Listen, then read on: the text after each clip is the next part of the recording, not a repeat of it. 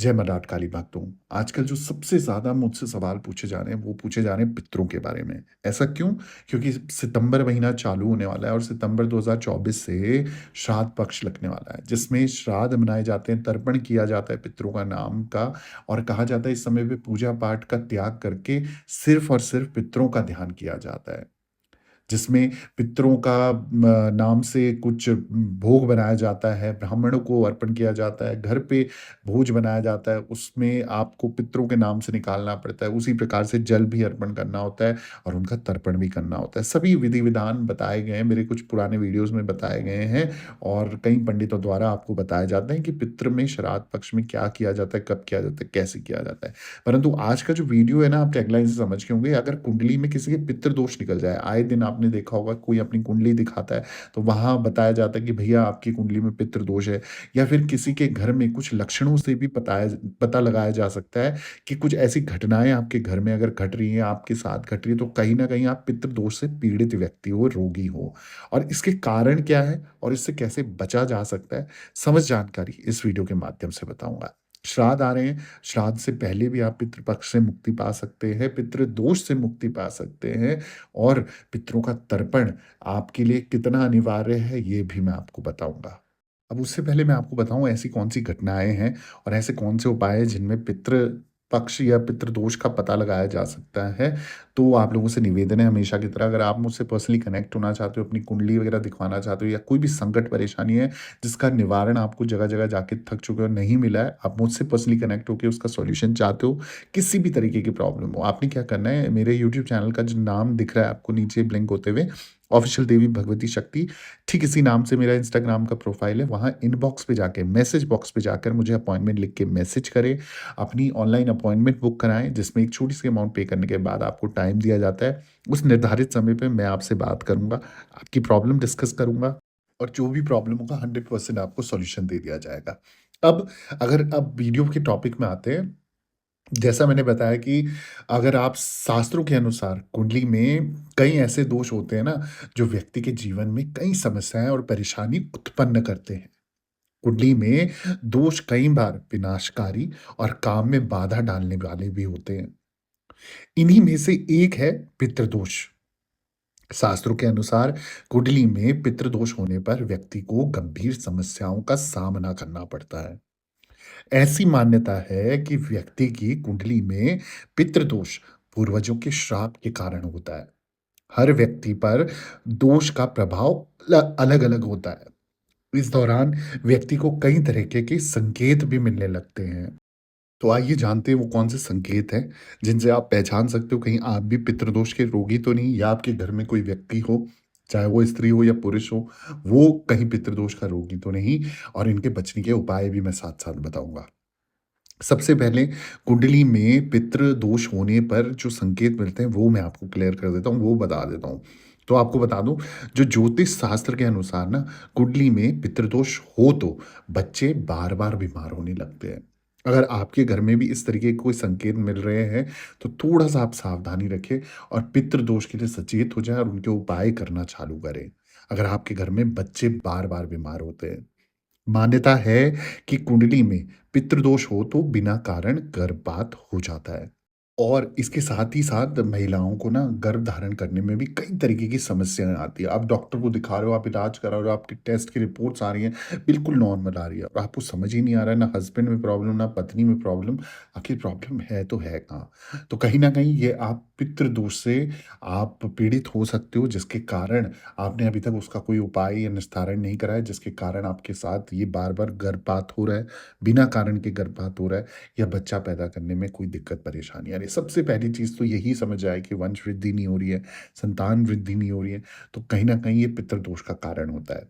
दूसरी चीज़ क्या है, कुंडली में पितृदोष होने से परिवार के सदस्यों के बीच भी अनावश्यक झगड़े होने लगते हैं। मतलब बिना कारण के आप बैठे हुए हो, आप हँस रहे हो, खेल रहे हो, अचानक से झगड़ा हो गया और वो इतना बड़ा मुद्दा बन गया कि कई-कई दिनों तक आप लोग बात नहीं कर रहे हो, आप लोग मिल नहीं रहे हो। तो ये भी दर्शाता है कि रोज़ अगर आपके घर में कलेश और झगड़े बने रहते हैं, अपने खास लोगों के बीच में, परिवार एक नहीं बन रहा है, तो कहीं न कहीं पितृदोष ही कारण है। आपको बता दूँ कि शास्त्र के अनुसार कुंडली में पितृदोष हो तो क्या होता है कि करियर और शिक्षा के विकास में भी और उन्नति में भी बाधाएँ आती हैं। तो या तो नौकरी लगी होगी ना, तो अच्छी प्रोग्रेस नहीं होगी, प्रमोशन नहीं होगा, सैलरी आपको टाइम पे नहीं मिलेगी, करियर में आपको सैटिस्फैक्शन नहीं मिलेगा और या तो आपको जॉब ही नहीं मिलेगी, नौकरी ही नहीं लगेगी और आप जॉब ही ढूँढते रहोगे और स्ट्रगल करते रहोगे। तो ये भी एक पितृदोष का बहुत बड़ा कारण है। कुंडली में अगर पितृदोष हो तो उम्र से पहले ही घर में किसी पुरुष की मृत्यु हो जाती है।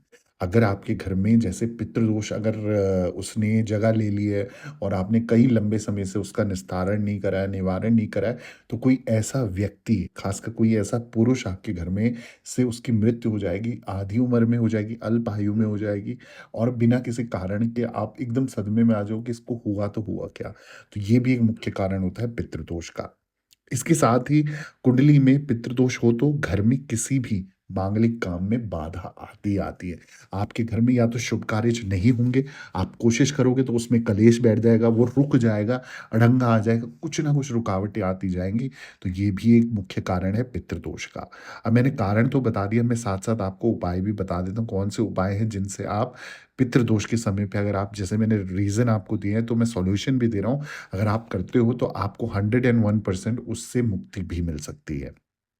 सपोज़ आपको बता दिया गया है कि आपके सर पे या आपकी कुंडली में या आपके भाग्य में पितृदोष है और जिसके कारण आपको ये प्रॉब्लम्स आ रही हैं, तो सबसे पहला उपाय आप ये कर सकते हो कि पितृदोष के प्रभाव को कम करने के लिए नियम पूर्वक, टाइमली, समय-समय पे जैसे अभी श्राद्ध आएँगे या अमावस के समय पे आपने क्या करना है, पितरों के नाम का तर्पण कीजिए।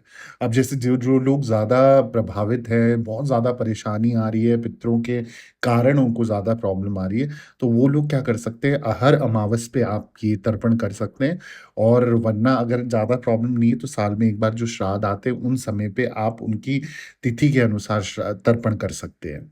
दूसरा उपाय क्या है, नियम पूर्वक कुंडली में अगर आपके पितृदोष है, तो अर्धकुंभ स्नान के दिन, ध्यान रखें अर्धकुंभ स्नान के दिन अन्न, कपड़े और कंबल और थोड़ा-सा अन्य बिस्तर वगैरह इन चीज़ों का आप दान कीजिए।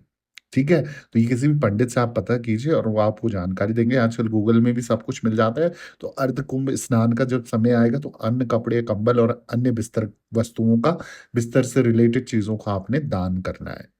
कुंडली में पितृदोष होने पर आपने क्या करना है, हर अमावस को ब्राह्मणों को भोजन कराना चाहिए। आप भोजन नहीं करा सकते तो जैसे कई बार होता है आजकल नहीं आते, भई घर पे नहीं आ सकते, तो आप क्या करिए कि कुछ सामग्री चाहे वो आटा, चावल ऐसे कच्चा सामान आप दे सकते हैं, पका के नहीं देना चाहते, कच्चा सामान भी आप उसी हिसाब से ब्राह्मणों के हिसाब से दान पुण्य कीजिए, अमावस के टाइम पे। ये हर अमावस कीजिए। नियम पूर्वक कीजिए। कुंडली में पितृदोष होने पर बरगद के पेड़ पे नियमित रूप से आप जल चढ़ाना शुरू कर दीजिए। जिसके ऊपर भी पितृदोष होगा वो तुरंत मुक्त हो जाएगा, अगर आप बरगद के पेड़ पे नियम पूर्वक जल चढ़ाते हैं। जल तांबे के लोटे में लेना है, उसमें जल भरना है, थोड़ा-सा गंगा जल मिलाना है, 1 मुट्ठी काला तिल डाल दीजिए और ये आप पितरों के नाम से ओम पितृदेवताय नमः, ओम पितृदेवताय नमः के नाम से या पितरों का ध्यान करते हुए आप उसमें अर्पण कीजिए। देखिए कि पितृ दोष से आपको तुरंत मुक्ति मिलने लग जाएगी, आपके रुके कार्य सफल होने लग जाएँगे।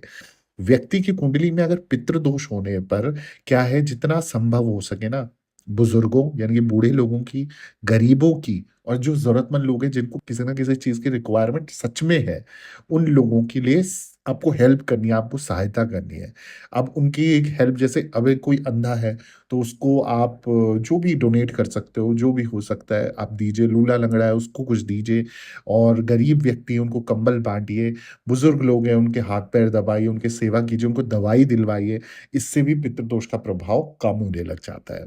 दूसरी चीज़ क्या है, पितृदोष होने पर चींटियों को, पक्षियों को और सड़क के कुत्तों को और गाय को जैसे भोजन करा सकते हो और दूध वगैरह आप कुत्तों को, पक्षियों को जो मतलब जैसे चींटियों को क्या है आप आटा और खांड मिला के दे दीजिए। खांड नहीं है, चीनी या बूरा मिला के 1-1 मुट्ठी रोज़ डालिए, प्रत्येक अमावस डालिए, प्रत्येक शनिवार डालिए। पक्षियों के लिए आप दाना डालिए, जो 7 अनाज होते हैं वो डालिए आप। सड़कों पे कुत्ते घूमते हैं, उनको दूध पिलाइए। गाय होती हैं, गाय को भोजन या हरा घास या हरी सब्ज़ी कुछ भी जो हो सकता है, गुड़, रोटी या इस तरीके से आप कुछ भी खिलाइए, पर खिलाइए ज़रूर। ये नियम पूर्वक आप कंटिन्यू कीजिए। आप 3 महीने, 6 महीने, साल भर लगातार कीजिए, आपके बहुत सारे रास्ते खुलेंगे और बहुत अच्छे से खुलेंगे और आपको मैं गारंटी दे रहा हूँ इन कामों से आपके रुके हुए कार्य भी बनेंगे, चाहे वो कितने लंबे समय से रुके होंगे। जो चाहोगे वो मिल जाएगा, परंतु नियम अनुसार आपको करना पड़ेगा। शास्त्रों के अनुसार पितृदोष होने पर अश्विनी मास के कृष्ण पक्ष में पूर्वजों की मृत्यु की तिथि पर तिल, पलंग, फूल, कच्चे चावल और गंगा जल या स्वच्छ जल का उपयोग कर कर पिंडदान, पूजा और तर्पण करने हैं। इससे क्या होगा, पूर्वज आपके तृप्त हो जाएँगे, संतुष्ट होंगे और पूजा के बाद अपने पितरों को जो शांत करने के लिए ब्राह्मणों को भोजन कराओ, उनको वस्त्र दो, उनको फल दान करो, उनको जो भी यथाशक्ति अनुसार दक्षिणा जो देना चाहते हो वो भी दान करो। कुंडली में पितृदोष होने पर नियमित रूप से उगते सूरज को आपने जल चढ़ाना है और साथ ही साथ उसमें थोड़े-से तिल मिलाकर 1 मुट्ठी तिल मिलाकर गायत्री मंत्र का जाप करते हुए आपने सूर्य देव को अर्घ देना है, जल अर्पण करना है। ठीक है? ध्यान रहे जब जल अर्पण करें तो आपके पैरों पे, शरीर पे वो छींटे ना पड़े, इस तरीके से आपने जल ऐसी जगह पे अर्पण करना है। ठीक है? गायत्री मंत्र का जाप करते-करते आपने अर्पण करना है, काउंटिंग ना भी करे तो कोई दिक्कत नहीं है। अगर इस तरीके से नियम अनुसार लगातार, क्योंकि पितृदोष ऐसा नहीं कि आज पूजा करोगे, कल शांत हो जाएगा या सब कुछ ठीक हो जाएगा, नहीं। आप पूजा-पाठ, हवन जो भी करवा रहे हो पंडित के कहने पे, तो उसके बाद भी आपको ये उपाय चालू रखने चाहिए। तब जाके पितृदोष से मुक्ति मिलती है। आपकी जितनी मेजरली जो प्रॉब्लम्स फैमिली में आती है, वो इसी कारण से आती है क्योंकि पितृदोष सबसे बड़ा कारण है आजकल। तो इस पितृदोष से मुक्ति पाने के लिए उपाय कीजिए। अगर आपको मेरी वीडियोज़ अच्छी लगती हैं, तो प्लीज़ मेरे चैनल को सब्सक्राइब ज़रूर कीजिए। वीडियो को लाइक ज़रूर कीजिए, ज़रूरतमंद लोगों के साथ शेयर कर देना।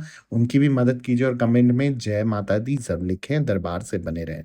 सभी भक्तों को जय माता दी, जय मेरी माँ डाँट काली मैया की जय हो।